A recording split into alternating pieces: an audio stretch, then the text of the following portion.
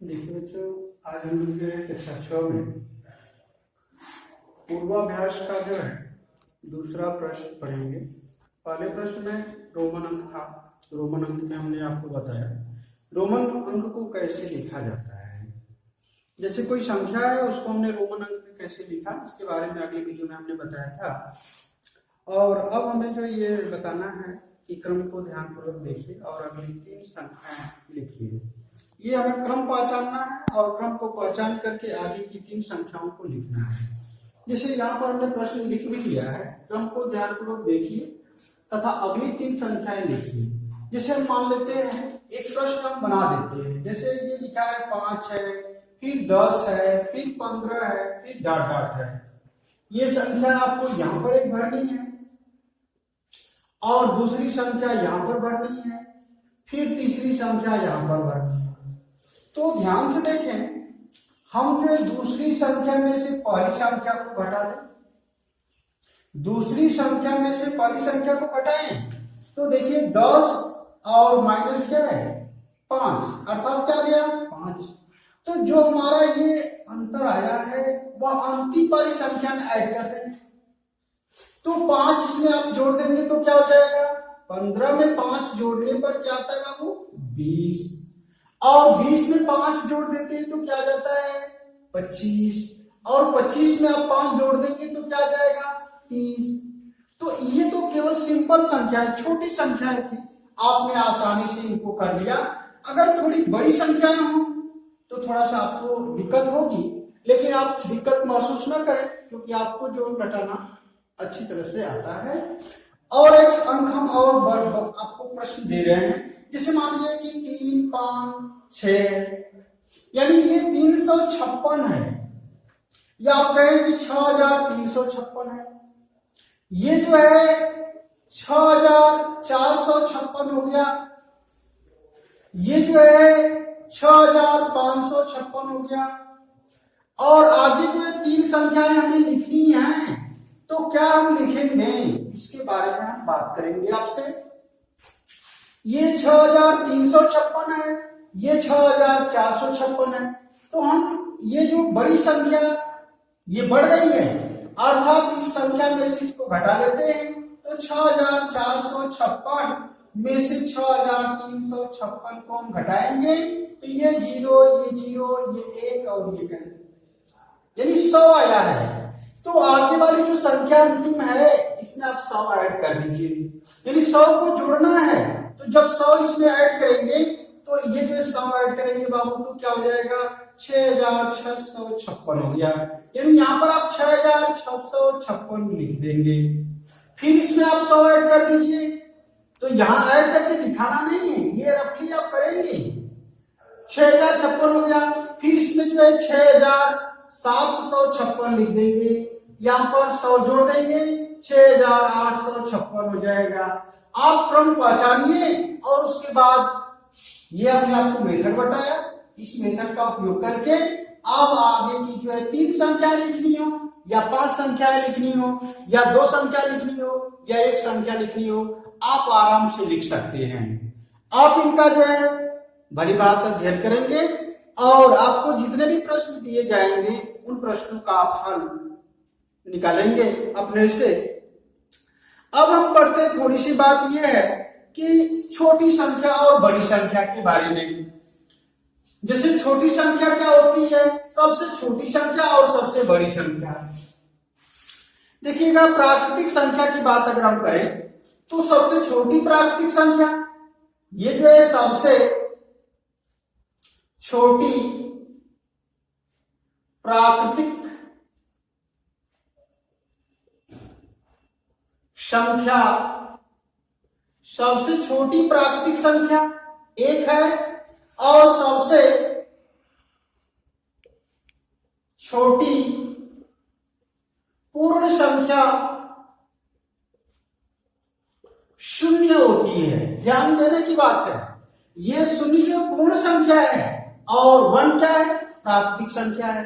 तो आप भली बात याद रखें कि सबसे छोटी प्राकृतिक संख्या का नाम क्या है 1 है, और सबसे छोटी पूर्ण संख्या का नाम क्या है 0, जिसको आप कहते हैं। अब अगर बात आती है एक अंक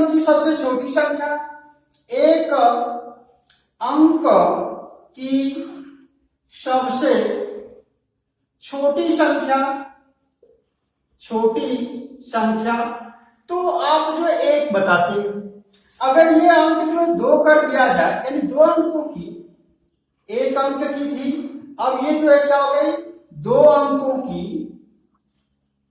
2 अंकों की सबसे छोटी संख्या की अगर बात की जाए तो छोटी संख्या क्या होगी भाई, एक तो हम लिख दिए, इसके पीछे ये 0 बढ़ा देंगे, ये 2 अंकों की छोटी संख्या हो जाएगी। अगर ये 3 अंक की बात करते हैं तो 3 अंकों की छोटी संख्या क्या होगी भाई, ये जो 1 0 0, यानी ये 100, यानी 100 3 अंकों की क्या है, छोटी संख्या है। इसी प्रकार से आप 4 अंकों की अगर छोटी संख्या निकालना चाहें, या 5 अंकों की छोटी संख्या निकालना चाहें, या 10 अंकों की छोटी संख्या निकालना चाहें, तो आप आराम से लिख सकते हैं, क्योंकि 4 अंकों की छोटी संख्या हम लिख रहे हैं, तो 1 हो गया और 4 में से घटा दीजिए 3 आएगा, यानी 3 जीरो आप बनाएंगे, 3 जीरो बना दिए, अर्थात क्या हो गया 1000, यानी 1000 क्या है, 4 अंकों की छोटी संख्या है। कभी कभी ये प्रश्न पूछा जाता है 1000 क्या है, तो 4 अंकों की छोटी संख्या है, या कहा जाता है कि 4 अंकों की छोटी संख्या क्या होती है, तो वह होती है 1000। इस प्रकार से अगर आप 5 अंकों की बात करें तो 5 अंकों की छोटी संख्या क्या होगी भाई, ये जो है आपका 1 हो गया और 5 में से घटा दीजिए 4 आ गया, यानी 4 तो 0 आपके होंगे, तो ये क्या हो गया 5 अंकों की छोटी संख्या। इसी प्रकार से आप जो है 1 अंक की, 2 अंक की, 3 अंक की, 4 5 6 7 अंकों की छोटी संख्याओं की गणना कर सकते हैं। अब आती है बात बड़ी संख्या के बारे में। अगर हम बात करें तो 1 अंक की बड़ी संख्या क्या होती है, 2 अंकों की बड़ी संख्या क्या होती है, तो 1 अंक की सबसे बड़ी संख्या, सबसे बड़ी संख्या ये 9 है। 1 अंक की सबसे बड़ी संख्या क्या है भाई, केवल 9। और 2 अंकों की बात यदि करें तो 2 अंकों की सबसे बड़ी संख्या क्या होगी, 1 और ये 2 9, यानी 2 ठोना हो जाएगा, 2 अंकों की बड़ी संख्या हो जाएगी। यदि 3 अंकों की बात करें तो 3 अंकों की बड़ी संख्या क्या होती है 39, यानी 999, यानी 999। और यदि 4 अंकों की बड़ी से बड़ी संख्या की बात करें तो ये हो जाएगा 4 टू 9, यानी 1 2 ये 3, यानी 4 9, यानी 9999। इसी प्रकार से आप 5 अंकों की भी बड़ी संख्या, 6 अंकों की बड़ी संख्या या 7 अंकों की बड़ी संख्या की गणना कर सकते हैं। अब एक बात आती है, ध्यान से देखेंगे, अब हमें जो है अंतरराष्ट्रीय पद्धति में बात करते हैं। एक होती है अंतरराष्ट्रीय पद्धति और एक होती है भारतीय गणना पद्धति। अंतरराष्ट्रीय पद्धति में और भारतीय गणना पद्धति में क्या रूल्स होते हैं, इनको आप ध्यान से देखेंगे। भारतीय गणना पद्धति में, भारतीय गणना पद्धति ये है आपकी, जैसे हम कोई अंक लिख देते हैं 5 6 6 7 8, ये जो भी लिख दिया हमने, एक जो अंक यहाँ पर लिखा गया है, यानी 56,76,876 हमने एक अंक लिखा है, लेकिन इसमें हमने कामा का प्रयोग नहीं किया है। हमें कामा का प्रयोग करना है किसके अनुसार, भारतीय गणना के अनुसार।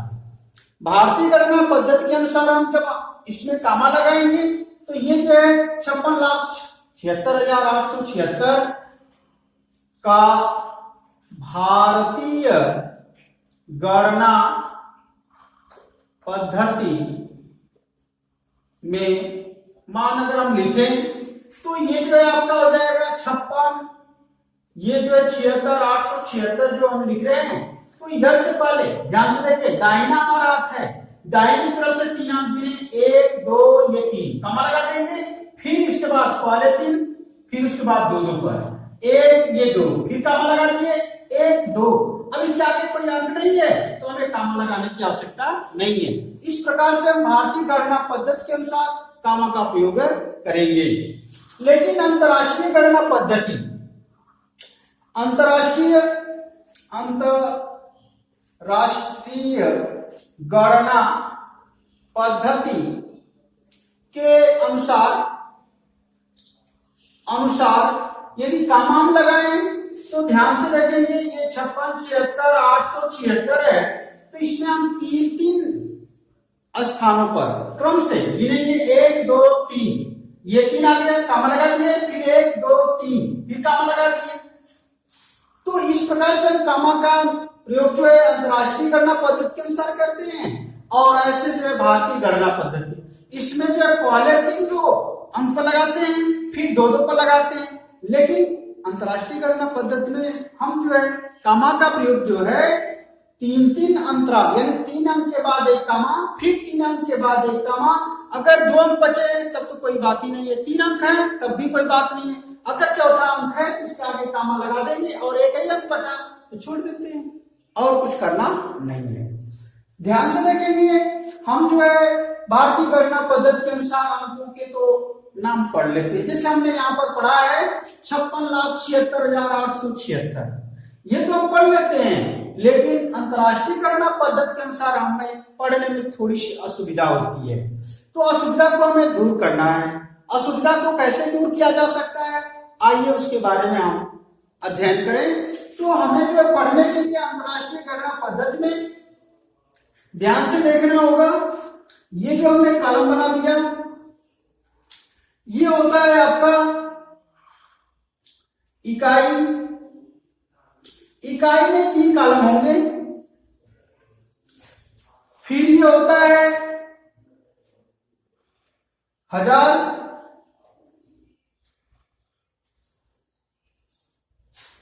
ये होता है मिलियन,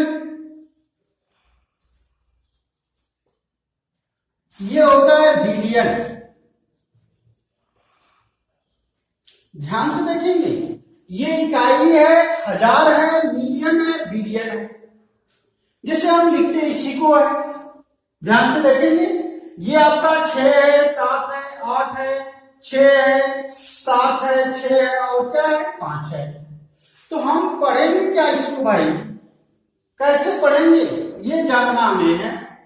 तो ये ध्यान से देखेंगे, ये जो है 5,676,000 हो गया, 676,000, और ये 876 पढ़ा जाएगा। ये क्या पढ़ेंगे हम, इनका जो है शब्दों में अगर हम नाम लिखें तो कैसे लिखेंगे, तो ये लिखेंगे 5 मिलियन 876,876। ये जो है अंकों से शब्दों में लिखने के तरीके हैं। इनके द्वारा हम जो है आराम से जो है इन बड़े अंकों को जो है शब्दों में लिख सकते हैं। थोड़ी सी सावधानी आप रखेंगे कि जब ये कॉलम बना ले तो कॉलम के अनुसार लिखेंगे, तो आसानी से आप जो इन प्रश्नों के उत्तर लिख सकते हैं।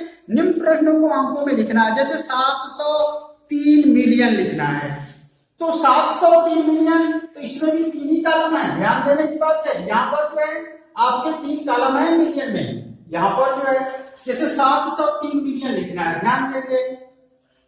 एक प्रश्न है आपका 703 मिलियन 50,407, लिखा है 703 मिलियन 703 मिलियन 50,407,